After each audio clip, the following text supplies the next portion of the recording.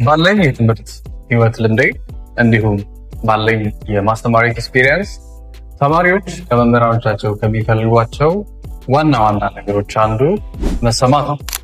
ይህም ማለት ተማሪዎች ስሜቶቻቸውን ወይም ፊሊንጎቻቸውን በነፃነት ሊገልጹ የሚችሉበትን አውድ ከመምህራኖቻቸው ይጠብቃል።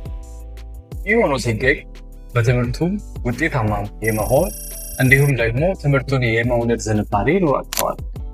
እኛ የምናደርገው ይኸው በባብ ኦንላይን ቲዩሽን ተማሪዎች ሀሳቦቻቸውን፣ ስሜቶቻቸውን በነፃነት እንዲገልጹ እናበረታታለን።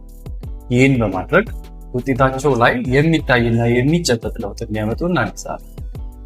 ባብ ኦንላይን ቲዩሽን በኦንላይን ከጀማሪ እስከ 12ኛ ክፍል ያሉ ተማሪዎችን በዚህ መልኩ በማገዝ ውጤታማ ስራዎችን እየሰራ ይገኛል። እርሶም ልጆን እኛ ጋር በማስመዝገብ በትምህርቱ የሚጨበጥን ለውጥ እንዲያመጣ እንዲያግዙት እንጋብዞታለን።